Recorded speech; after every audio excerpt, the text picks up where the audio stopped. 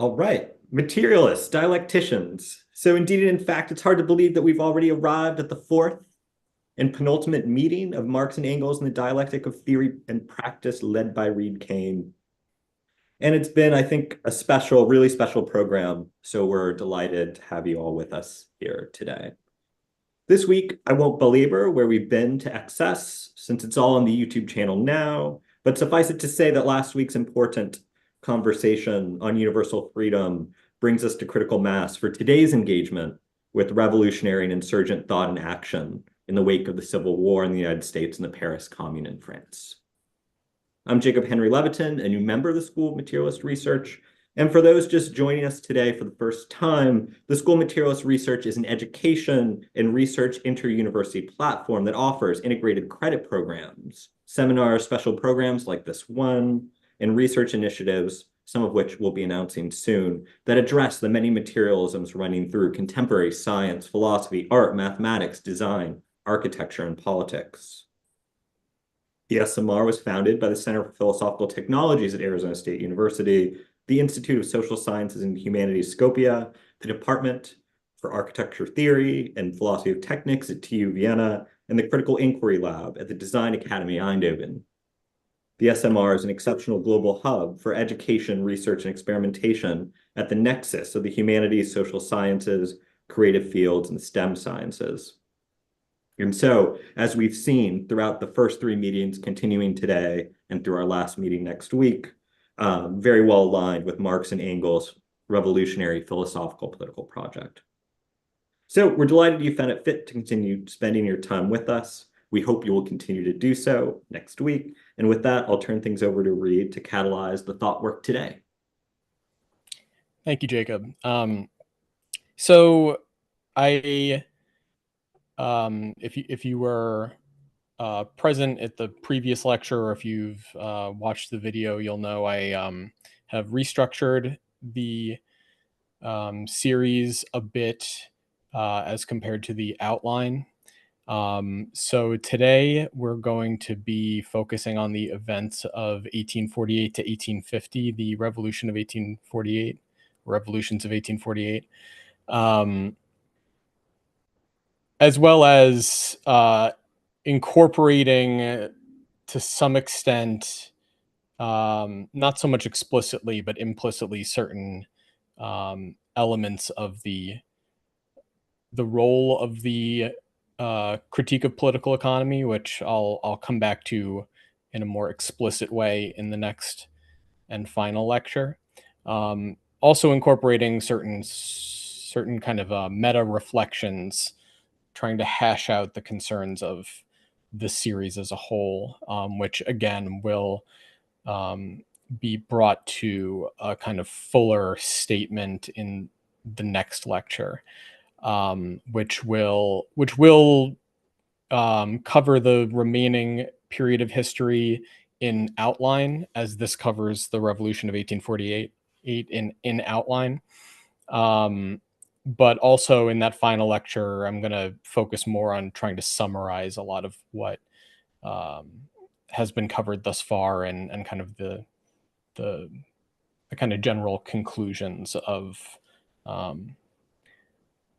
the series. So, okay, without further ado, I'll jump into my remarks. On February 22nd, 1848, the streets of Paris were filled by mass demonstrations against the government of Prime Minister Guizot and in favor of democratic and social reforms. Before the day was over, barricades had been erected and street fights with the police had broken out. The following day, the National Guard was ordered to the city, but the soldiers overwhelmingly joined in the demonstrations. King Louis Philippe swiftly ordered Guizot's resignation. That evening, soldiers opened fire on a crowd outside the Ministry of Foreign Affairs. The crowd dispersed, carrying news of the massacre across the city. By the next morning, the streets of Paris were filled with barricades. The king commanded the suppression of the revolt as the liberal monarchist party tried and failed to form a new government. Soon, the Hôtel de Ville, the City Hall of Paris, was captured by the Revolutionary National Guards. By midday, with the insurgents closing in on the royal palace, King Louis abdicated the throne. After his departure, the crowds seized the palace, and on the vacant throne inscribed, "The people of Paris to all Europe, liberty, equality, fraternity." Cock of Gaul had at last began to crow, announcing the end of the long night of the counter-revolution, trumpeting to the morn, bidding the people awaken, warning the extravagant and erring spirits to make haste to their confines, as the undefined foreboding that beneath the established order of things, something unknown was approaching. Pardon me, hidden by the general look and aspect of the whole, growing slowly and quietly ripe for the new form it was to assume, gradually disintegrating one fragment after another of the structure of the old world, was finally to be interrupted by the sunrise, which, in a flash and at a single stroke, would bring a new world into view. Or so it appeared. When the February Revolution broke out, Marx was living in Brussels, having been exiled from France by Guizot at the beginning of 1845, under pressure from the King of Prussia. Engels had joined Marx in Brussels in 1845 to continue the joint work that began with their meeting in Paris the previous year, during which they realized they had each independently arrived at the same view that, as Engels summarized, the economic facts, which have so far played no role or only a contemptible one in the writing of history, are, at least in the modern world, a decisive historical force, that they form the basis of the origination of the present day class antagonisms. These class antagonisms in the countries where they have become fully developed, thanks to large-scale industry, hence especially in England, are in their turn the basis of the formation of political parties and of party struggles, and thus of all political history. Thus, it is not the state which conditions and regulates the civil society at all, but civil society which conditions and regulates the state. When they were reunited in Brussels, Engels found that over the intervening months, Marx had already fully developed his materialist theory of history in its main features. Thus, they set about the detailed elaboration of the newly won mode of outlook in the most varied directions. While they began with a renewed campaign against Bruno Bauer's circle with the German ideology, they soon reoriented as Marx's discovery, which revolutionized the science of history, was of immediate importance for the contemporary workers' movement. Thus, it became the basis of their critical communism, which Engels describes. Communism among the French and Germans, Chartism among the English, now no longer appeared as something accidental, which could just as well not have occurred.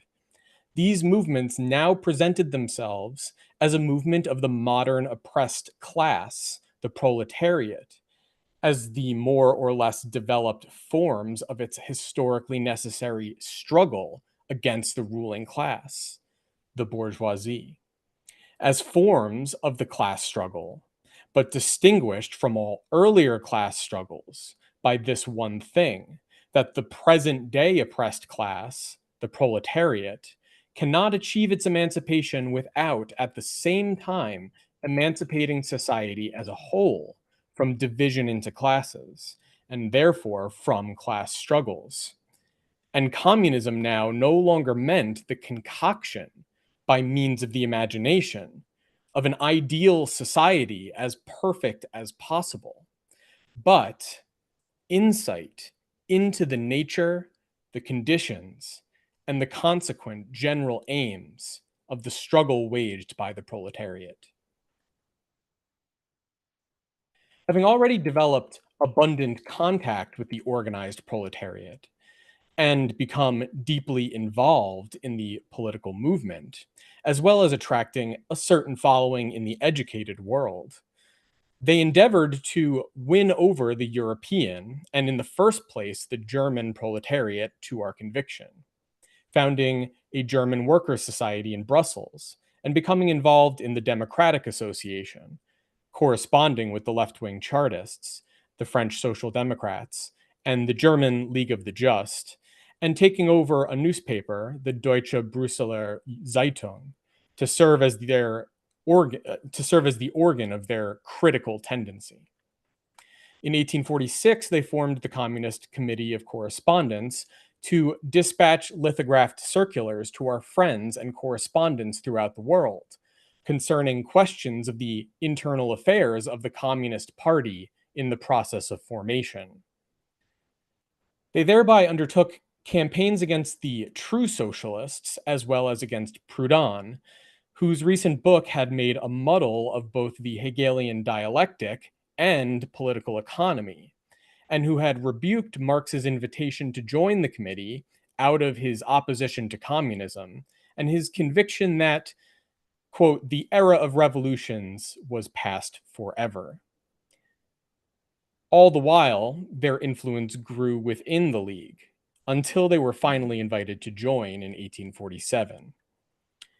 As the February Revolution was unfolding, the League's Central Committee in London transferred its powers to the Brussels Circle, but the Belgian government had already begun to move against revolutionaries in the city for fear of the revolution spreading from France.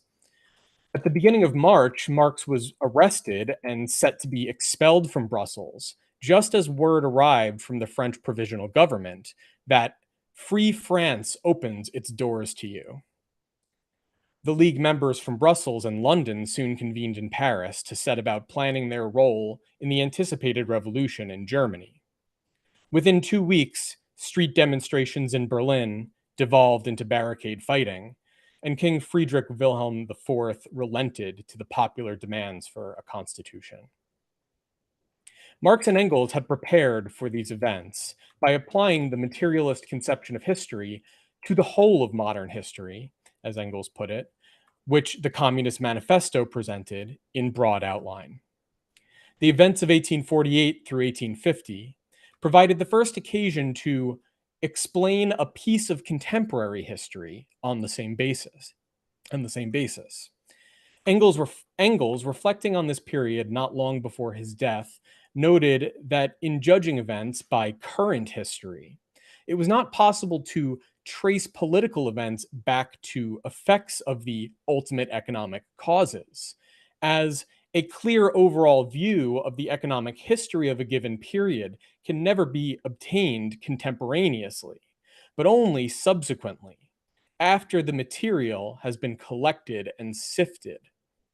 Hence, this unavoidable neglect of contemporaneous changes in the economic situation, the very basis of all the processes to be examined, must be a source of error.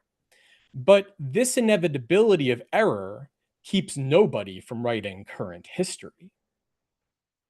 By writing current history, Engels did not mean purely reflective retrospection, but active participation in the unfolding of history through journalism, through the organ of a publishing enterprise that crystallized the consciousness of events involving mass movements, the action, interaction, and conflict of massive social forces in a form digestible for individuals participating in those events, embodying a point of view upon the contest from within one or another of the contending forces, and of one or another party in the sense of a tendency or current within that movement of masses of people.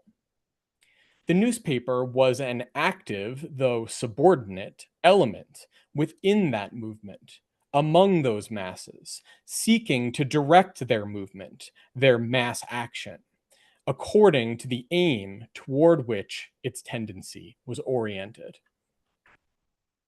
Hence embodied, in a particular form, the theoretical consciousness of that movement, a particular perspective of that movement upon itself, seeking to win out over others, to become the guiding tendency of the movement as a whole, in circulating and being read by the individuals making up those masses, informing their practical consciousness, their determination of what they ought to do, uh, ought to do not only in general, but in concrete circumstances. By individuals, I don't only mean individual people, but the practical organs of the movement, in which the case of 1840, which in the case of 1848 meant primarily democratic associations and workers' associations, as well as legislative bodies, military units, and every other organ of social activity swept up in the movement in one way or another. The associations in question should not be understood anachronistically in terms of modern political parties, but rather as social clubs devoted to discussing, educating about, and acting upon the common interests of, on the one hand, proponents of democratic reform, and on the other, of the distinctive class interests of the proletariat. Such associations were oriented and guided by the political centers that gave voice to the various currents of the movement through press organs and through speeches and other activities of their leading proponents, who often held leadership roles in those associations and participated in electoral contests and legislative bodies. But those associations, their individual participants, and the broader masses in society in which they were immersed also acted upon those political centers, shaping and influencing the currents running through their own activity by engaging with their leaders in those associations and other contexts through mass actions, which often outstripped, for better or worse, the efforts of leading elements to guide them, and through purchasing newspapers or shares in the publishing enterprises, reading their publications to and discussing them with others, and contributing to them as correspondents. The materialism of Marx and Engels was, in essence, a concern with this dynamic of interaction between theory and practice, between organs of ideology and the social forces upon which they were based, to which they gave partial expression, and in which they participated as forces themselves. It was, in other words, a concern with the dialectic of the ideas through which society reflected upon itself, and the material circumstances, the needs, interests, forms of activity, the means on which they depend, the relations of dependency, interdependency, cooperation, and conflict, to which they gave expression, and through which the people bound up in those circumstances sought, in one way or another, to change them. That the material circumstances constituted the basis of those ideas did not detract from the significance of the latter, but situated the significance in context. For ideas themselves are material forces, forms of activity, of the relations of individuals to themselves, to other people, and to their world. But as such, they could by no means be assumed to be automatically the defining, guiding forces operative within those circumstances. The role they played depended upon the totality within which they were effective. What Marx and Engels sought to do, what they believed to be their original contribution to the revolutionary movement and to human history more generally, was to reflect this grasp of the totality of the material conditions of social existence, and hence of the role of ideas within that totality and in relation to other elements at play within that totality, to reflect this comprehension at the level of ideas, in a self-critical form of ideology, of theoretical practice. To this end, they constituted a self-critical political center that raised its own social historical conditions and limitations to self-consciousness, not only for itself, but for the current of social movement, social change, for the force embodied in the masses who were gripped by its ideas and who wielded its ideas as weapons in the course of its struggle. But by such means, this force would be able to raise itself above the determination imposed upon it from without by superior forces, constituting itself as the superior force itself, and ultimately leading society beyond circumstances in which human beings confronted one another as conflicting, mutually opposed forces, bringing about a form of society in which the material forces exerted on the world by social activity cease to contradict one another and instead freely determine themselves in cooperation with one another, hence bringing to an end the antagonism between men and the concomitant opposition of consciousness to social existence and of social existence to consciousness. Yet this presupposed the existence of a distinctive force within the social movement, a class movement that was in need of such critical self-clarification. When they met in Paris in 1844, Marx and Engels had each come to the conclusion that the proletarian class struggle, whose highest form at the time was the Chartist movement in England, demonstrated this need and was already pursuing it, though with limited success. They sought to fulfill this need for the proletarian movement not only and not primarily in the relatively developed forms it had attained in England and to a lesser extent in France, but as it was developing among the masses engaged in the broader revolutionary struggle for liberal, democratic, and social reform, and especially within Germany. Engels also reflected that due to the inherent limitations of judging events by current history, the impossibility of grasping the ultimate economic causes in the course of an unfolding revolutionary upheaval, the materialist method had to limit itself to tracing political conflicts back to the struggles between the interests of the existing social classes and fractions of classes caused by economic development, and to demonstrate that the particular political parties are the more or less adequate political expression of these same classes and fractions of classes. Consciousness inevitably lagged behind the development of circumstances, and specifically of the movement of industry and trade on the world market, and the changes which take place in the methods of production that are at the core of that development, driven as they are by manifold, complicated, and ever-changing factors, the most important of which, into the bargain, generally operate a long time in realms unknown before they suddenly make themselves forcefully felt on the surface. Hence, this intercausal connection of a course of a development extended over some years, this most decisive factor in current history as more or less constant, given and unalterable for the whole period, more or less adequately reflected in the composition of the existing classes, and their consciousness of their interests reflected practically in the movement of social forces, and by the particular political parties through which they attain theoretical expression.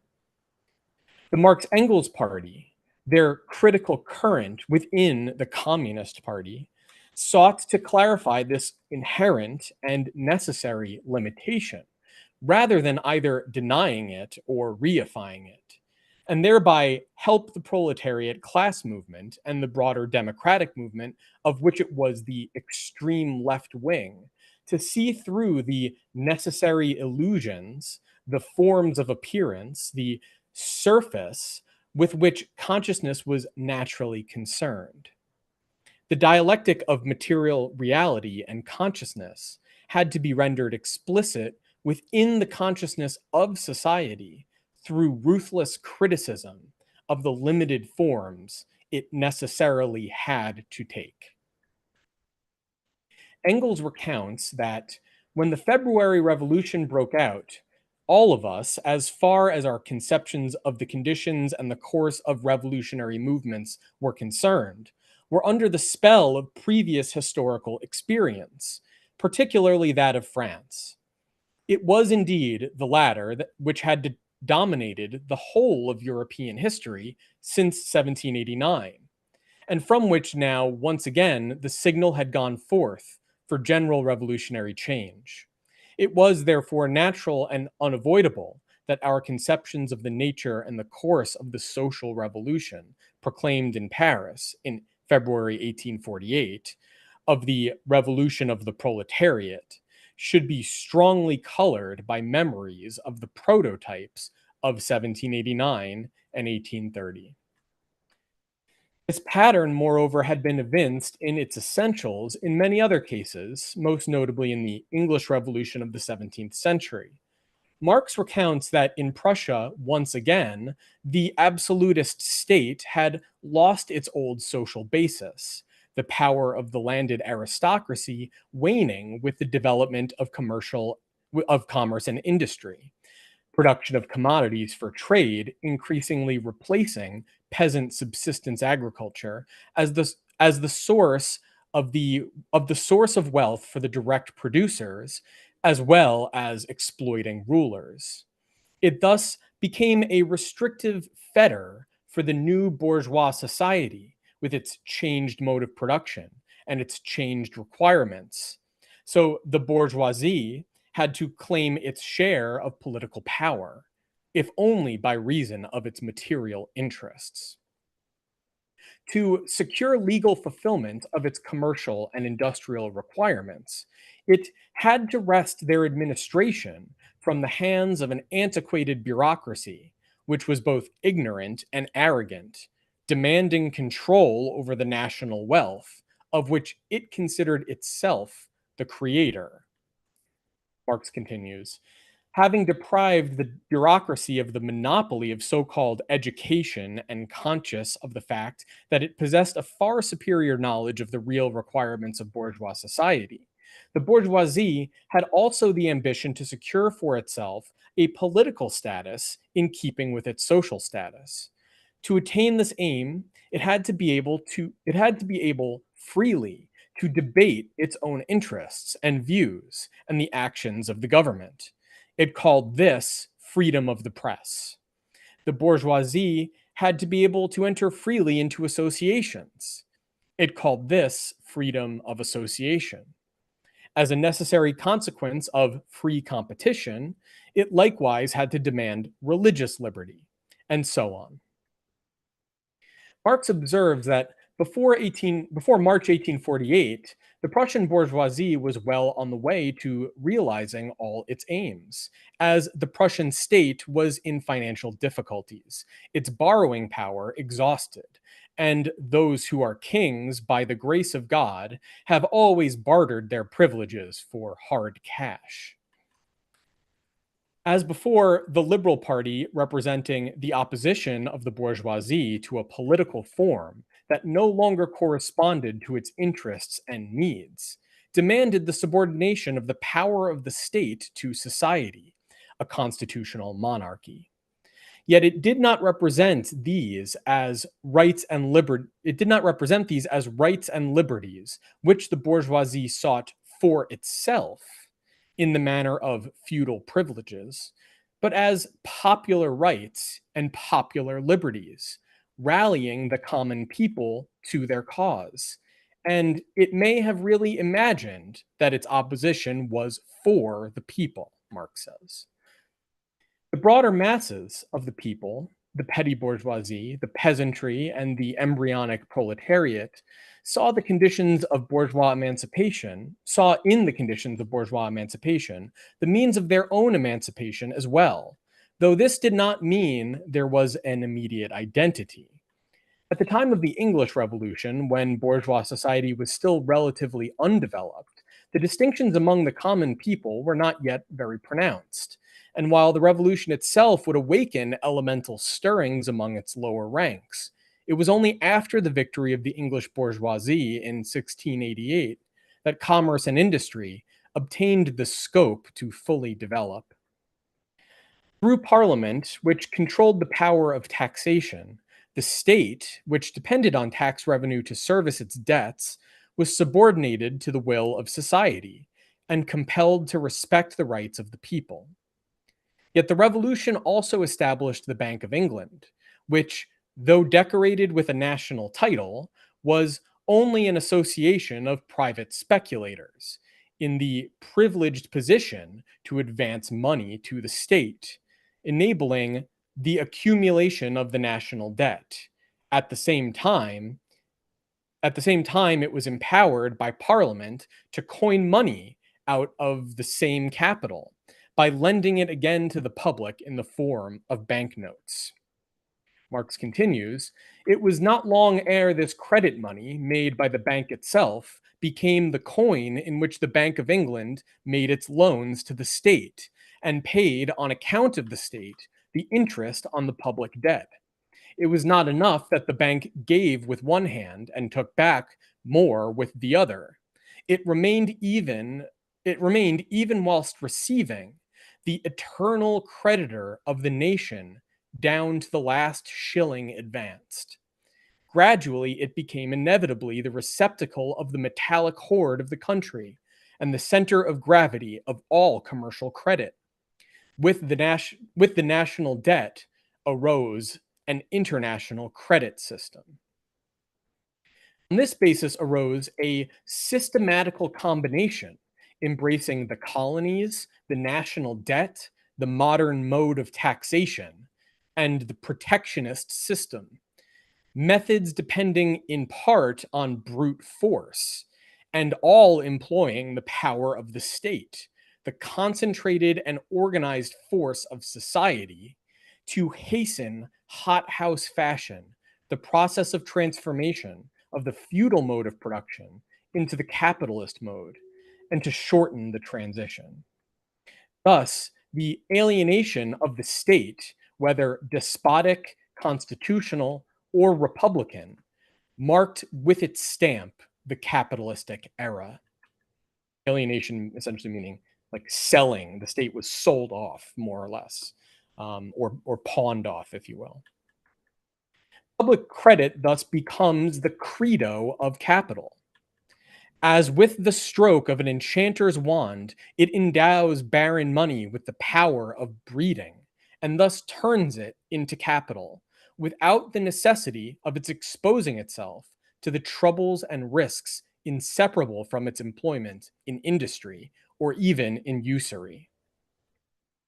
This creates a class of lazy annuitants,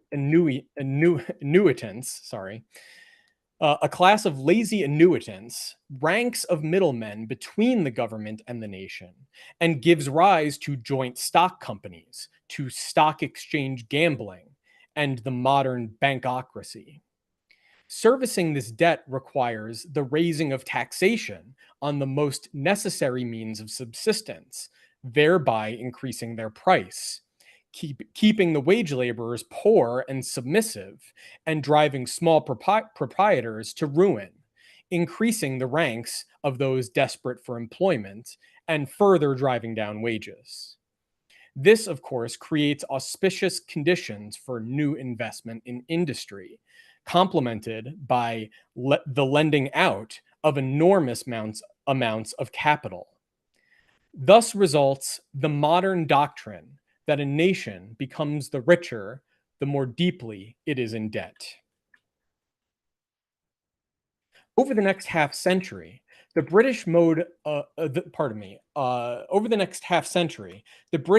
Empire of Liberty would continue its revolutionary struggle against reactionary opposition, both internally in combating Jacobite restorationist revolts and terror plots, as well as abroad, most significantly in a series of conflicts with absolutist France, culminating in the 7 Years' War, all the while accumulating a great deal of debt.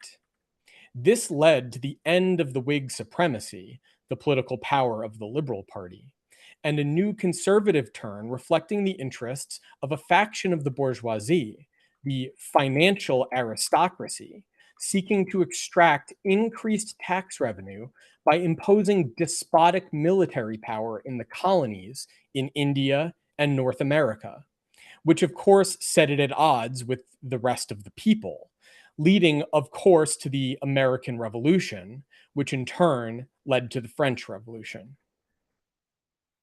Thus, when the French Revolution broke out, the original Revolution of 1789, while the antagonisms among the common people of France were still relatively undeveloped and paled in comparison to their common antipathy to the aristocracy and the state, an antagonism had developed not merely within England, but in the world market between the ruling financial aristocracy and the radical wing of the revolution.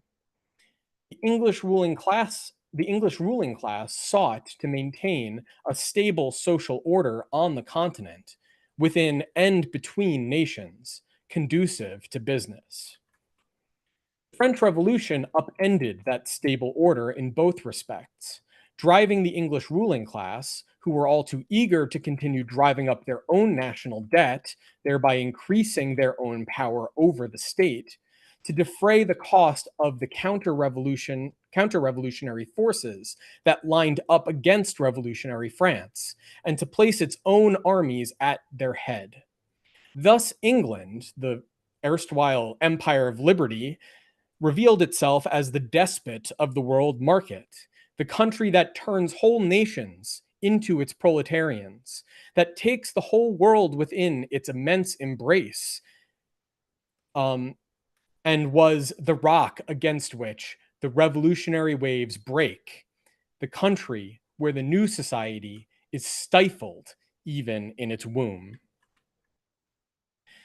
As the revolution in France proceeded, it followed the familiar pattern of the ascending line.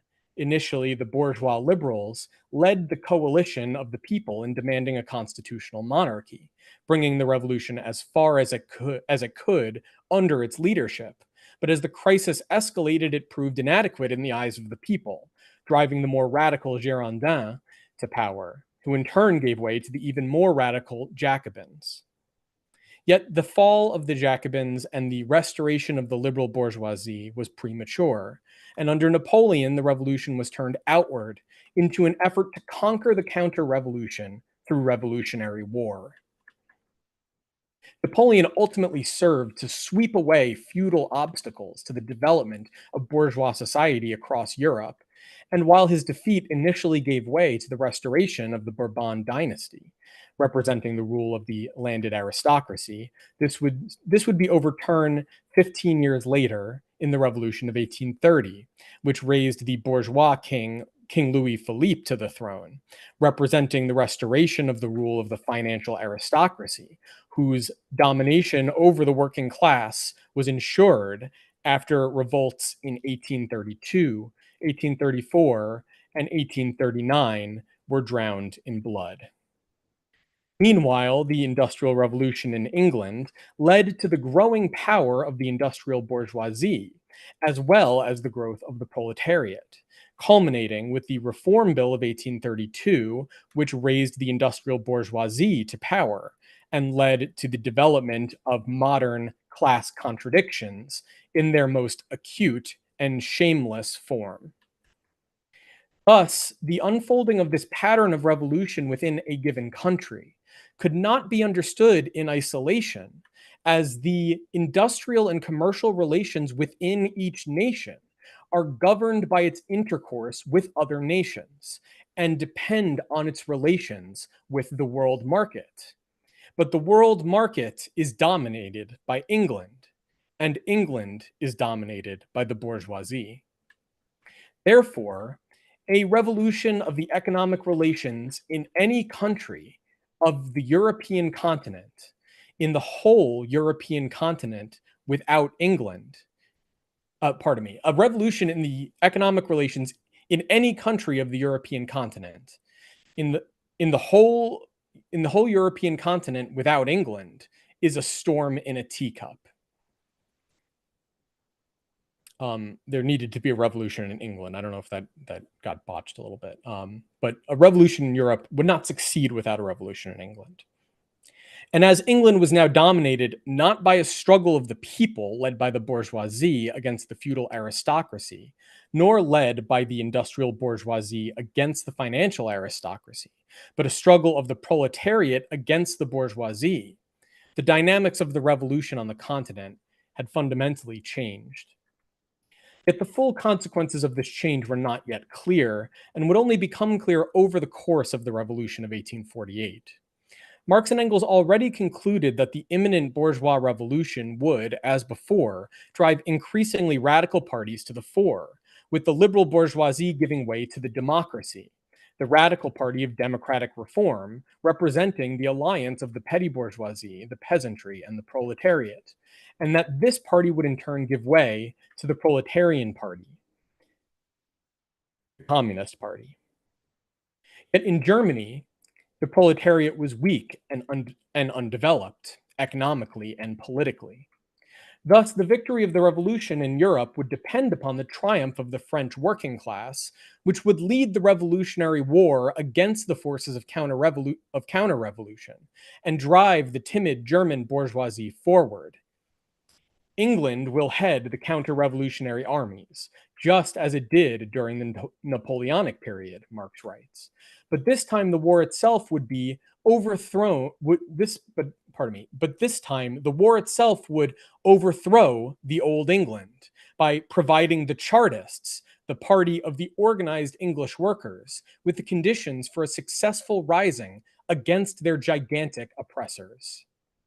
Thus, through the war itself, England will be thrown to the head of the revolutionary movement, and it will repay the debt it owes in regard to the revolution of the 18th century. Only when the Chartists head the English government will the social revolution pass from the sphere of utopia to that of reality. The task facing the Communist League, therefore, was to join the Radical Party, the democracy, as its most radical left wing, driving this party, and through it, the bourgeoisie, forward, so that Germany could play its role in this international revolution.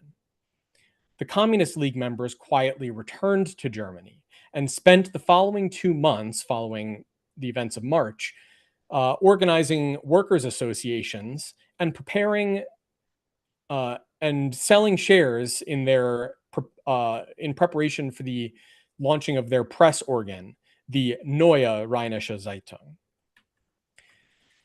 Difficulty of organizing independent workers' associations led the League members to refocus their efforts on those that were already established and otherwise participate in the democratic associations.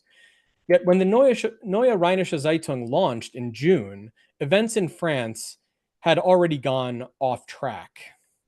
The provisional government, formed by the February Revolution, had won the proletariat's support by promising not merely democratic, but social reforms, not merely a republic, but a social republic, creating a Ministry of Labor headed by the French socialist Louis Blanc to implement his plan of the organization of labor, that is, combating unemployment through government-funded workshops. But as the financial situation of the French provisional government was worsening, writhing under the incubus of a growing deficit and the national debt inherited from the July monarchy, the revolution itself, having been precipitated by a decade of economic stagnation, and more immediately the outbreak of a general commercial and industrial crisis in England the previous year, which wreaked further havoc on the continent. Yet rather than renouncing the national debt and allowing the Bank of France to go bankrupt, which Marx says would have been the deluge, which in an instant would have swept from French soil the finance aristocracy, the most powerful and dangerous enemy of the Republic, the bourgeois republicans that led the revolution instead imposed new taxes, the burden of which fell primarily on the peasantry, and cast blame for the worsening economic situation on the workers and their socialist demands for national workshops. Provisional government had established the national workshops to rally the unemployed workers to their side and against the leadership of the socialists, though these were very far from what Louis Blanc had proposed, following the model of the English workhouses, in which the poor were punished for their indigence with hard labor. Yet when the pressure of the financial situation led popular blame to fall on the expense of this socialist scheme and of the other social demands of the working class, the workers rallied to the workshops as embodying their demand for emancipation. Thus, when the government moved to shut down the workshops in June, Marx writes, the workers were left no choice. They had to starve or let fly. They answered on June 22nd with the tremendous insurrection in which the first great battle was fought between the two classes that split modern society. It was a fight for the preservation or annihilation of the bourgeois order. The veil that shrouded the Republic was torn asunder. The uprising was met with overwhelming force. Pardon me. More than 3,000 insurgents were butchered after the victory, and 15,000 were deported without trial. With this, all illusions in the bourgeoisie as leading the people, and the bourgeois republic as the means of their emancipation, of achieving the social republic, were dispelled. By making its burial place, Marx writes, by making its burial place the birthplace of the bourgeois republic, the proletariat compelled the latter to come out forthwith in its pure form as the state whose admitted object it is to perpetuate the rule of capital, the slavery of labor. Having constantly before its eyes the scared, the scarred, irreconcilable, invincible enemy, invincible because its existence is the condition of its own life, bourgeois rule, freed from all fetters, was bound to turn immediately into bourgeois terrorism. With the proletariat removed for the time being from the stage and the bourgeois dictatorship recognized officially, the middle strata of bourgeois society, the petty bourgeoisie and the peasant class, had to adhere more and more closely to the proletariat as their position became more unbearable and their antagonism to the bourgeoisie more acute. Just as earlier, they had to find the cause of their distress in its upsurge, so now in its defeat. But the suppression of the June Days uprising ultimately undermined the revolution. The working class was in no position to lead the lower middle classes any further, and its power only diminished as the revolution progressed after the defeat of the June Days. It revealed the contradiction at the heart of the revolution, that as soon as the obstacles to the rule of the bourgeoisie were cleared away, its antagonism with the proletariat would come out in the open. Thus, the French Revolution had been undermined, culminating in the election of Louis Bonaparte, nephew of Napoleon, in December. Bonaparte purported to represent the interests of all of society rather than one faction or another, but in reality, his rule represented the domination of all of society by the state, a demand for domination that rose from society itself, which, as society was so divided against itself, only the imposition of order from above could hold it together. This was all the more starkly confirmed 4 years later, pardon me. My notes are not as refined as they were in the previous lectures. This was all the more starkly confirmed 4 years later when the National Assembly, hoping to thwart Bonaparte's re-election, repealed universal suffrage, the central demand motivating the revolution in the first place. Bonaparte, in response, overthrew the Republic and declared himself emperor in the name of protecting the suffrage of the people. And when he held a plebiscite seeking popular approval for the new empire, he received overwhelming support, thus inaugurating a new kind of reactionary state, not based on the feudal aristocracy and regression to the old pattern of society, the ancien regime, but based on democracy, a democratic reaction. Returning to 1848, the June days marked the beginning of the recession of the revolution across the continent, as the bourgeoisie feared the radicalism of the working classes and recoiled into the arms of the counter-revolution. Marx and Engels sought to push the bourgeoisie forward through their participation in the democracy as its most radical tendency. But over the next year and a half, not only the bourgeoisie, but the petty bourgeoisie would also retreat from the revolutionary cause. By early 1849, Marx and Engels had realized that the independent organization of the working class as a distinct political party with distinctive aims could no longer wait until the bourgeoisie were in power, and that on the contrary, the power of the bourgeoisie, who had lost their determination to lay hands on political power, was now represented by the reactionary state. The petty bourgeois Democratic Party, for that matter, had proven inconsistent and unreliable. Marx began publishing his Wage, Labor, and Capital in the Neue Rheinische Zeitung and lecturing on political economy as the Communist League members refocused their attention on the workers' associations. Marx and Engels would later explain this new strategic orientation in an address to the Central Committee of the Communist League. Quote, although the German workers cannot come to power and achieve the realization of their class interests without passing through a protracted revolutionary development, this time they can at least be certain that the first act of the approaching revolutionary drama will coincide with the direct victory of their own class in France and will thereby be accelerated. But they themselves must contribute most to their final victory by informing themselves of their own class interests, by taking up their independent political position as soon as possible, by not allowing themselves to be misled by the hypocritical phrases of the democratic petty bourgeoisie into doubting for 1 minute the necessity of an independently organized party of the proletariat. Their battle cry must be the permanent revolution.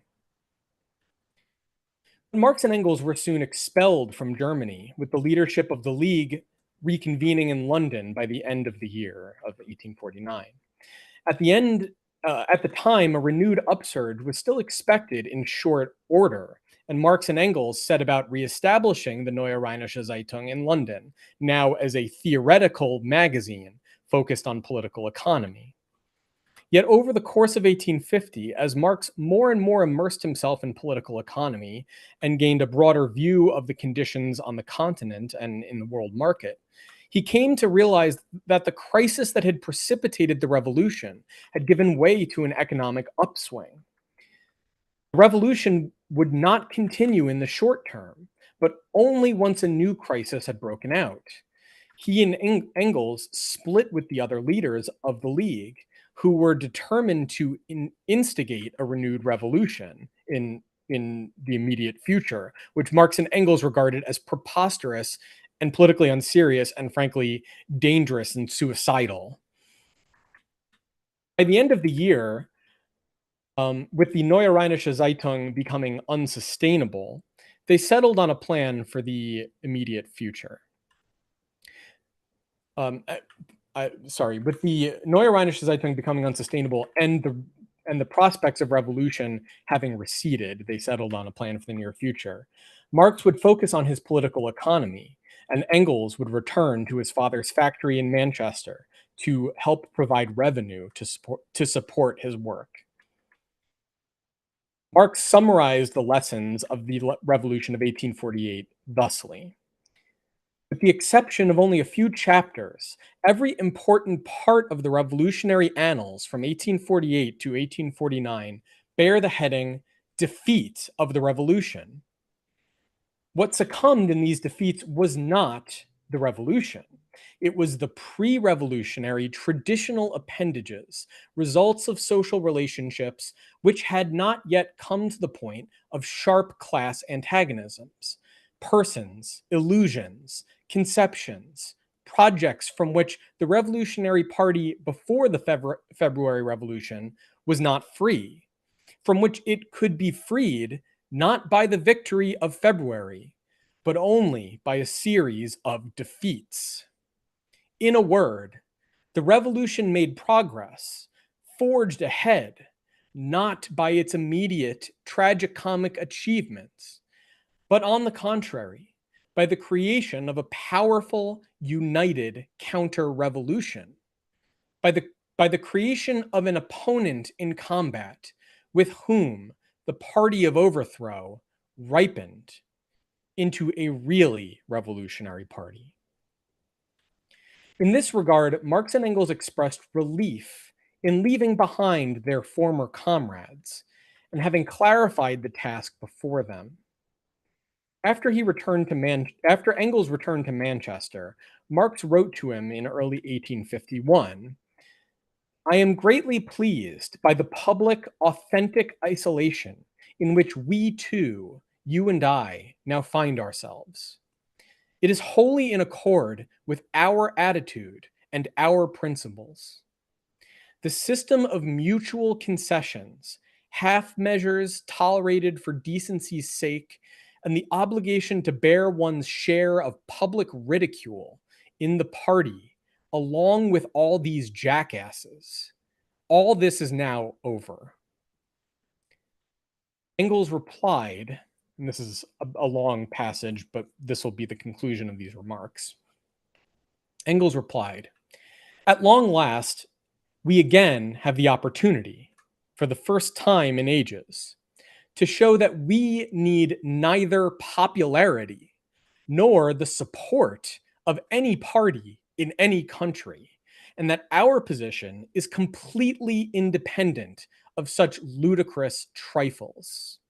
From now on, we are only answerable for ourselves, and come the time when these gentry need us, we shall be in a position to dictate our own terms. Until then, we shall at least have some peace and quiet. Haven't we been acting for years as though the Cherethites and the Plethites were our party, when in fact we had no party, when the people whom we considered as belonging to our party, at least officially, sous réserve de les appeler des bêtes incorrigibles entre nous, pardon my French, basically saying we called them idiots behind their backs, didn't even understand the rudiments of our stuff? How can people like us, who shun official appointments like the plague, fit into a party? What have we, who spit on popularity, who don't know what to make of ourselves if we show signs of growing popular, what have we to do with a party, i.e., a herd of jackasses who swear by us because they think we're of the same kidney as they? Truly, it is no loss if we are no longer held to be the right and adequate expression of the ignorant curs with whom we have been thrown together over the past few years. A revolution is a purely natural phenomenon, which is subject to physical laws rather than to rules that determine the development of society in ordinary times. Or rather, in revolution, these rules assume a much more physical character. The material force of necessity makes itself more strongly felt. And as soon as one steps forward as the representative of a party, One is dragged into this whirlpool of irresistible natural necessity. By the mere fact of keeping oneself independent, being in the nature of things more revolutionary than the others, one is able, at least for a time, to maintain one's independence from this whirlpool. Although one does, of course, end up by being dragged into it. This is the position we can and must adopt on the next occasion. Not only no official government appointments, but also for as long as possible, no official party appointments, no seat on committees, etc.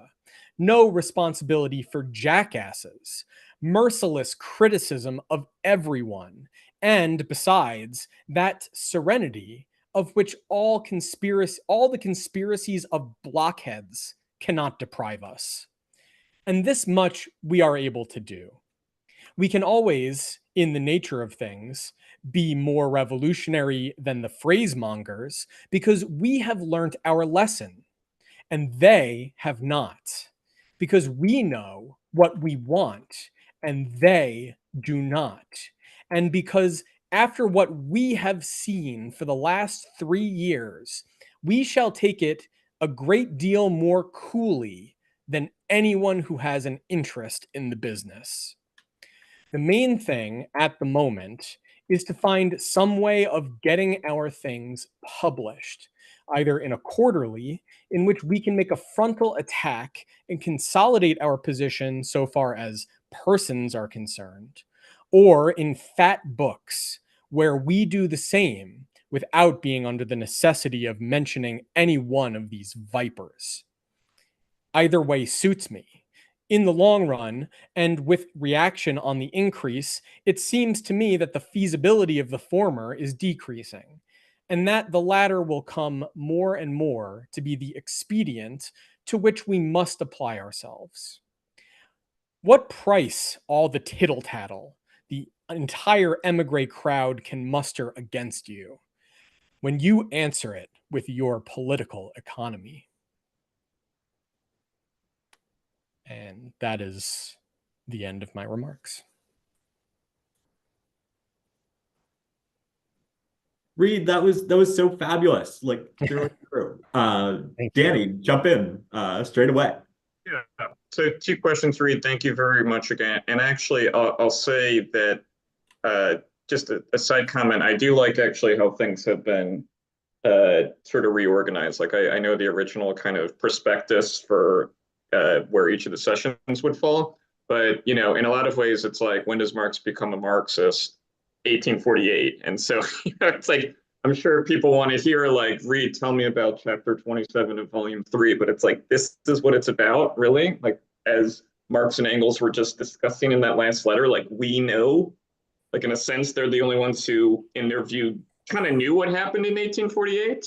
It's why, in the preface to the 18th Brumaire, Marx plays off like Victor Hugo versus, Proudhon as kind of like on either side of this accident and historical determinism thing. So 2 questions. One, I was wondering if you could take up very explicitly, and it was a little bit there and it's been there in your remarks, the Democratic Republic, because obviously that's a popular demand today. And certainly, I was just reading Lenin, Luxemburg, they'll talk about a democratic republic on demand, but they also know 1848, like they know these works like the back of their hand. And so, in a sense, what comes out in the Democratic Republic, I think you mentioned the term plebiscite. And so, Lenin's reading of this period, he's like, well, democracy without a party, and I guess this is what you'll talk about next week, is nothing more than an imperialist plebiscite. That's what he says in 1897. And of course, that's like what Louis Bonaparte does, meaning Louis Bonaparte, wins on democracy, right? He puts down the revolution through democracy. He puts down it through the resentment of the workers, even, right? Like in 1848, they're angry at the liberals and the capitalists, and he wins on that. That's like why Proudhon is like, oh, well, maybe Louis Bonaparte can tame the capitalists, right? So you mentioned the phrase rising above. So I was wondering if you could take up the democratic republic question and then also kind of summarizing. This is a question comment. It's more like I want you to comment on my comment on your last 4 lectures. It seems like the way in which you were approaching this was that Marx and Engels are coming to class struggle in, I want to say, like they're coming to the question from a liberal perspective. And hopefully you know what I mean. I don't mean like liberals in the later part of the 19th century or liberals in the 20th century. I mean, for them, you always mention the letter to Ruga. They're trying to carry forward the bourgeois revolution, complete it, right? And yes, it seems to stagnate. It was already apparently, could seem to stagnate in Rousseau and Adam Smith's time. And that's how they feel like they have to carry forward the critique. But post-French Revolution, it seems like the question is a little bit more acute than simply at the basis of the enlightenment of what bourgeois society is. It's now actually becoming seemingly like a kind of political question, right? You mentioned 1830, right? Where it's not even, simply what kind of world are we living in? It's actually now one that like seems to need a kind of focused political act to follow through and, realize the necessity of freedom. So I'm bringing that up because in that sense, Marx and Engels' horizon seems to be liberal for quite some time, even when they're calling themselves communists. I hope you sort of understand what I mean by that, meaning this question of the class struggle, they're not beginning with class as might be popular to do today. Like, I'm a Marxist, I'm going to go find the working class, I'm going to find the people and overthrow the ruling class. But they're coming to the question of the class struggle out of the bourgeois revolution itself, not of its self-contradiction. And so maybe I was wondering if you could comment. The second question is almost, I want to say, can you comment on my feeling about your first 4 lectures? So the first question was about the Democratic Republic. And the second one is about, how do you feel about that as a kind of representation of the path that you've taken in terms of presenting Marx and Engels and the class struggle, which is very different than might be popular, right? Like, usually it's like, well, Marx and Engels, they're just, with the people, they're good Democrats, whereas you've emphasized more the kind of, and I know the term liberal today has like a certain calumny around it, but I'm saying like in terms of their horizon of what the class struggle means to them. It's not classes within society, but the self-contradiction of society is giving forth to this phenomena of class struggle. And I can comment more if it's unclear. Yeah, thanks, Danny.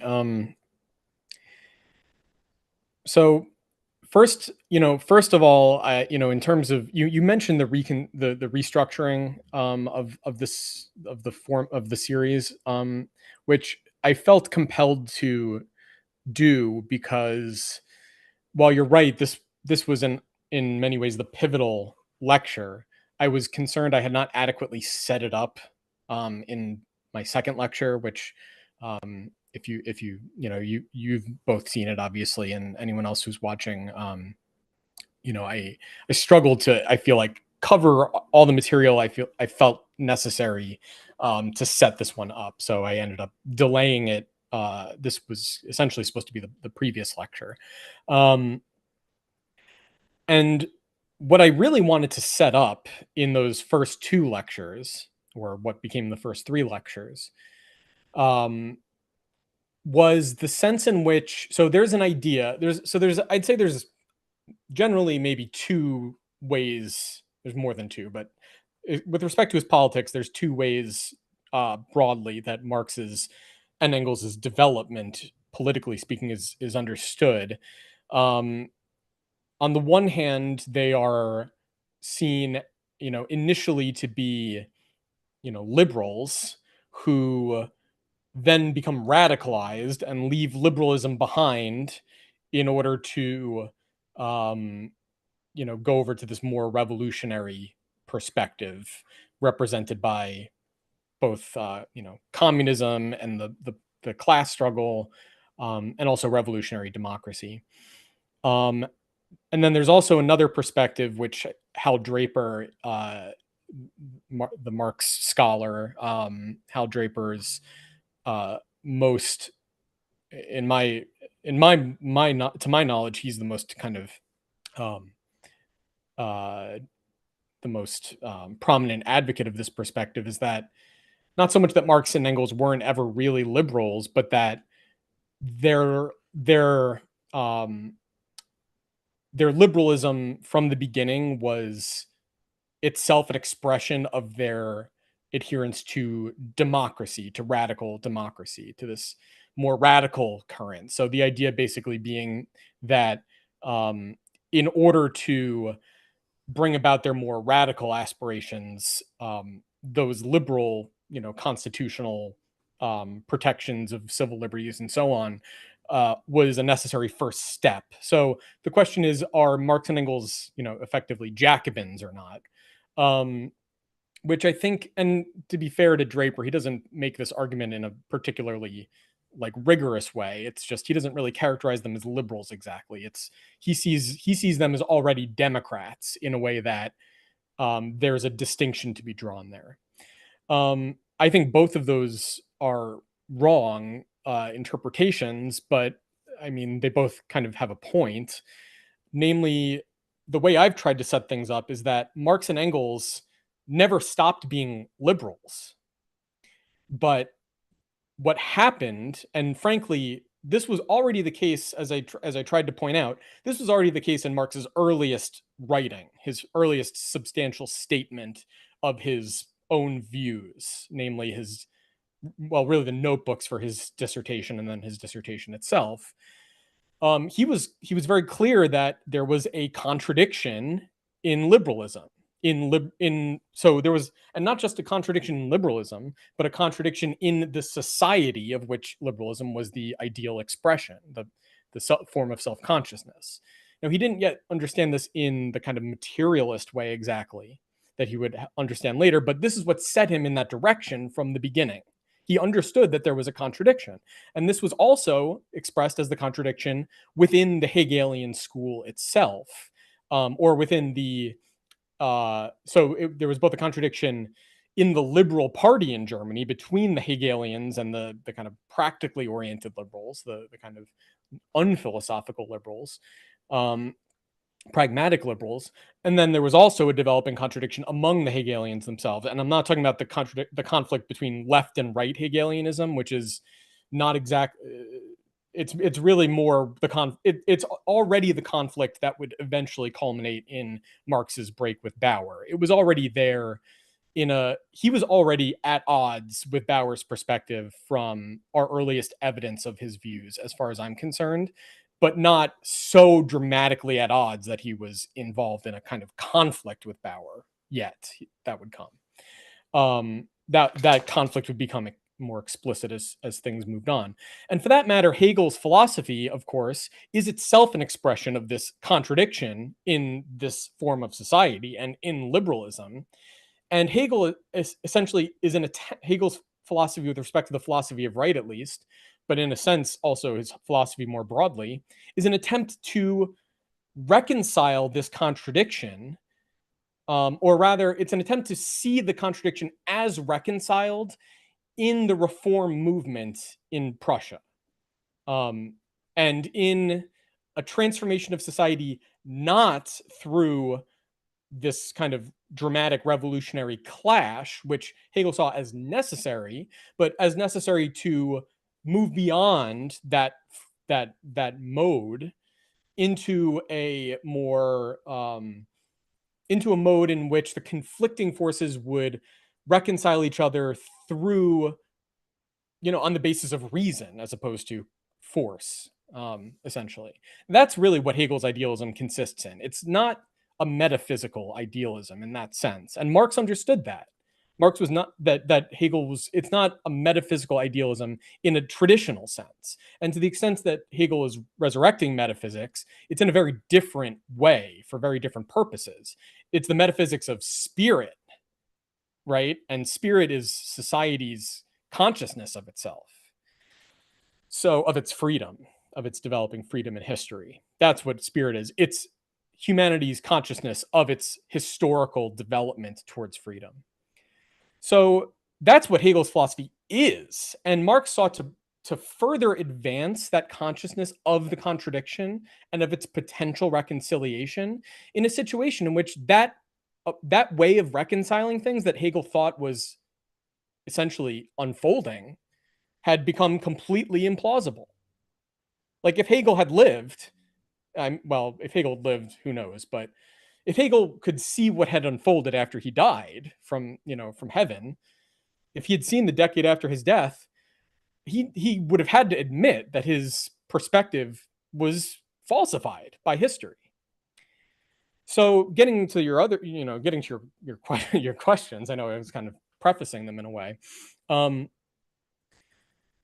The contradiction in liberalism, the initial form it takes is the demand for democracy, and this happens already in the English Revolution, but most famously with the Jacobins in the French Revolution, and it's also there in the American Revolution as well. Jeffersonianism. That's where that's the form that takes in America. So there is a sense in which Marx is a Democrat and not just a liberal, but that's not because he's like anti-liberal or something. The point is that liberalism, the liberal perspective in and of itself does not necessarily deal with this contradiction. And the movement, so the kind of arc that spans from like Rousseau to Napoleon has within it democracy as an effort to deepen the attempt of society to reconcile this contradiction in liberalism. Yeah, go ahead, Danny. I'm just going to add, like, in a sense, like the plebeian, the democratic, I was going to say it's democracy for liberalism. It's like democracy is the means to actually realizing liberalism. Right. Yeah. Right. Because now what had the liberals, the bourgeoisie, so to speak, done? They sought the constitutional monarchy. Now, there is the Commonwealth under Cromwell. There is this more radical moment that ends up collapsing and, in a sense, discrediting itself.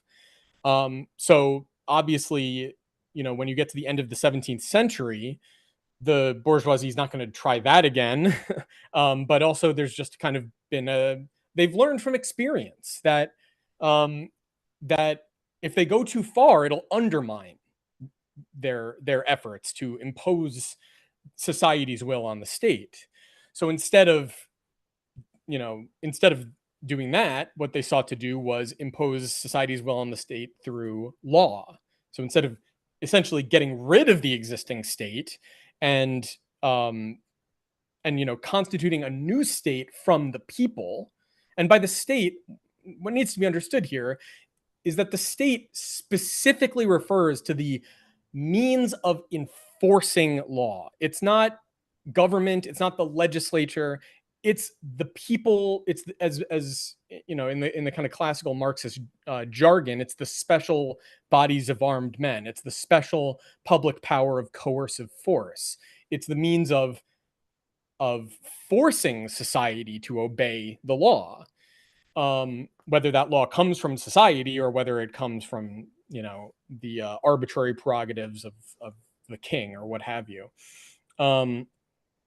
So there's a sense in which the bourgeoisie at the end of the 17th century, at the end of the English Revolution, realizes it has to effectively accept the separation of the state from society and impose its will on the state by another means. And so part of that is the Constitution, the kind of that the king essentially serves at Parliament's will.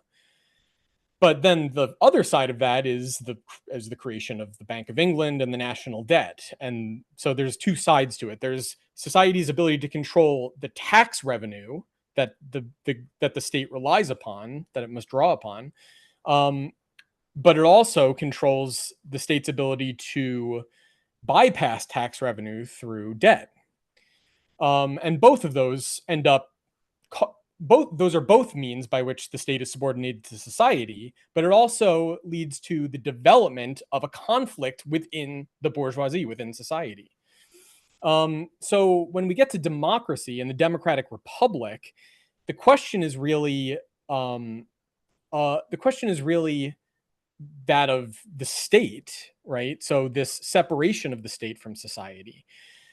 If the state can't be held accountable to society through, through parliament, then there's the question of whether society itself should constitute state power for itself, rather than relying on the established institutions of the bureaucracy, the crown, the police, the bureaucracy, the army, these established, organs of coercive force, of state power. So instead of a constitutional monarchy that would restrain the existing state according to the interests and demands and representation of society, society would constitute the state for itself out of the people. The people would be the state.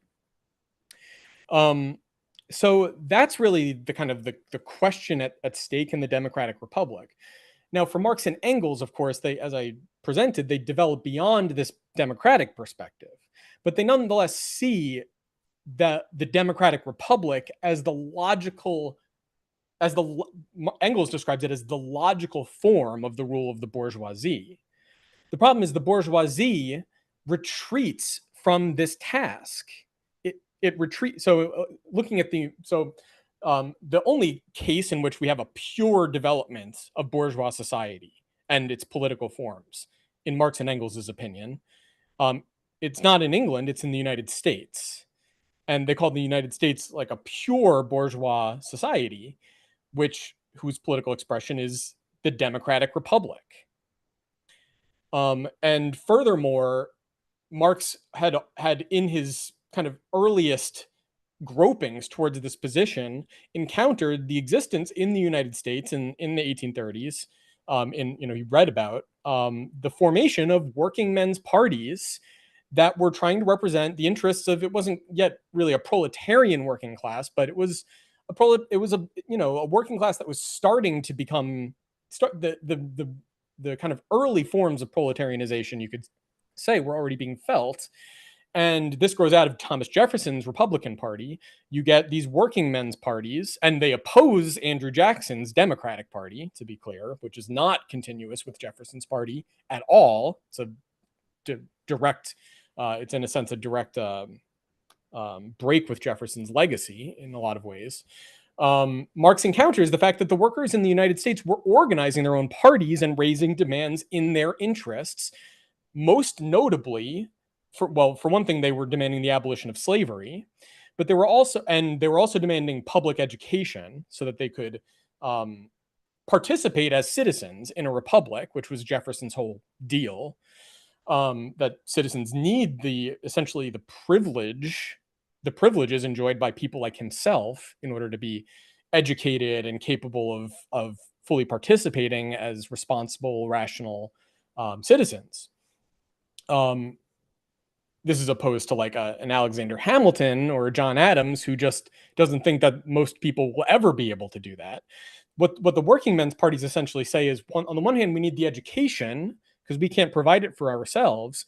But on the other hand, with the introduction of machinery, which is starting to happen in the Northeast, there is an opportunity to shorten the working day, as opposed to the machinery becoming a means of putting people out of work and of intensifying the exploitation of the workers by the people that can afford to employ them.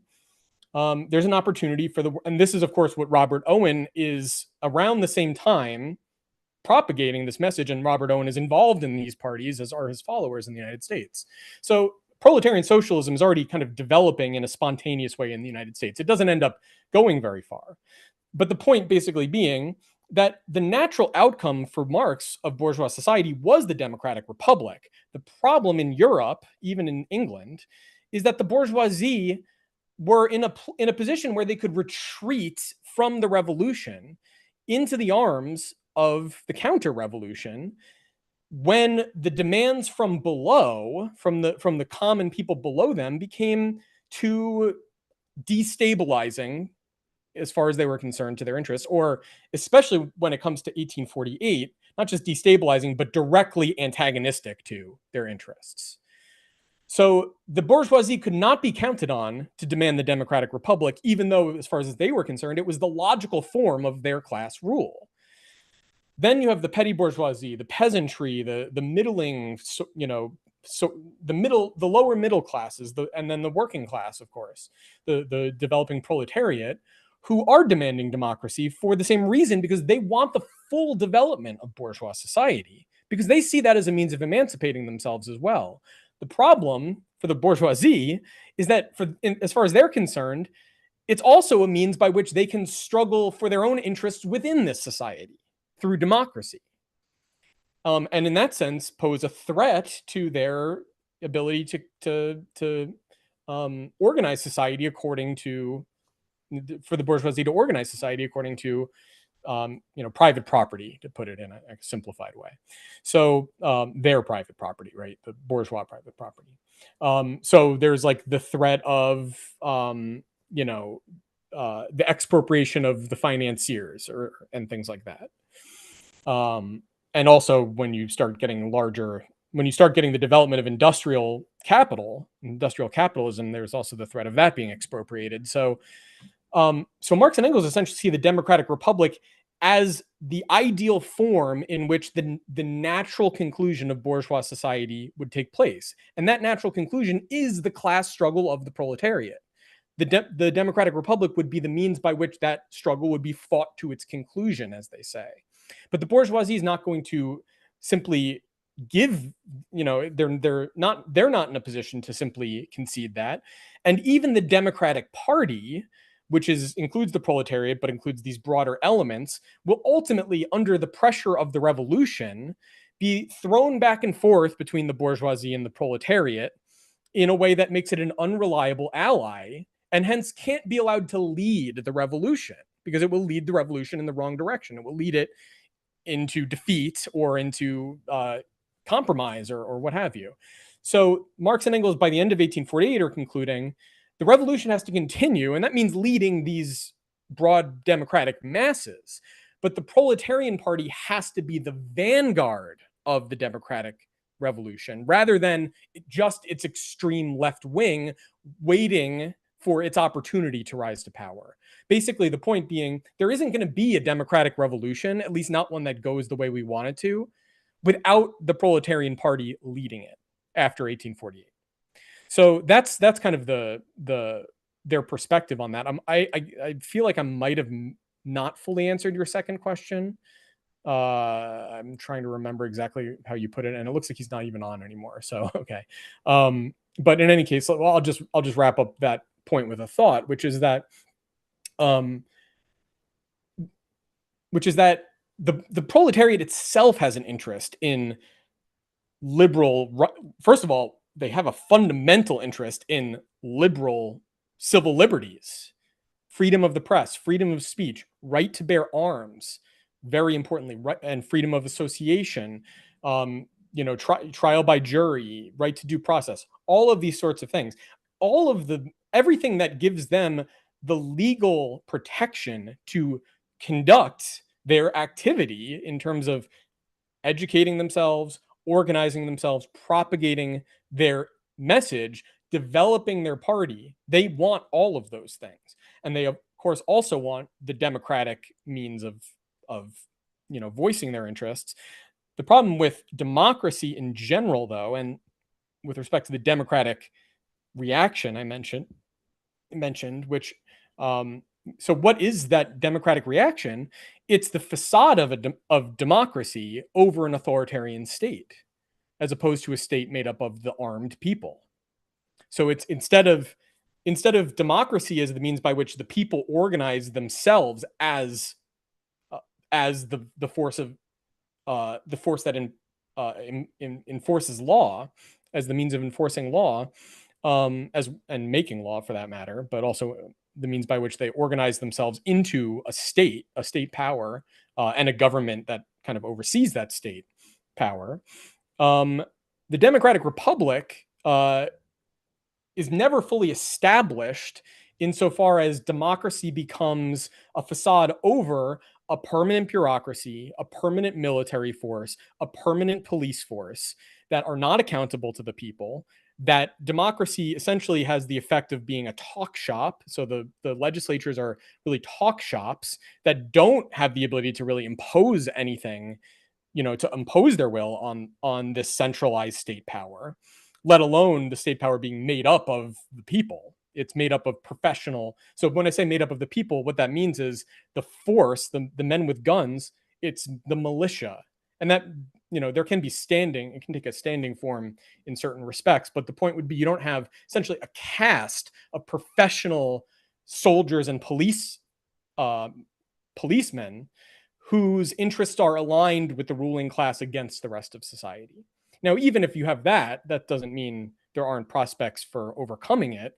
But fundamentally, the goal of the revolution is to do away with that form of organizing state power altogether. And that's the point of the Democratic Republic.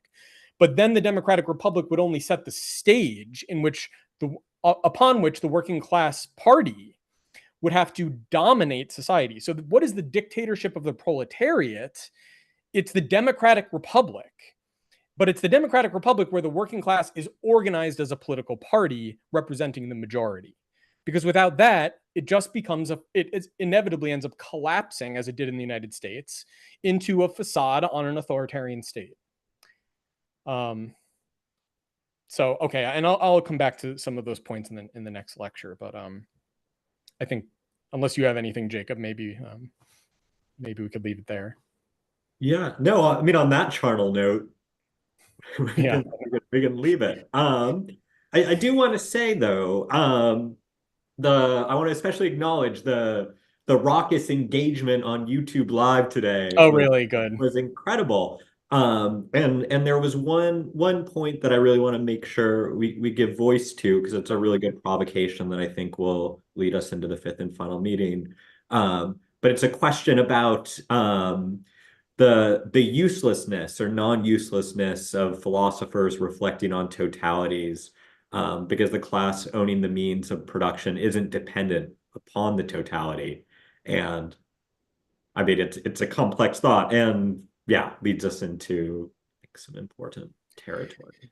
Yeah, I mean, in a sense, the problem is the totality is broken apart.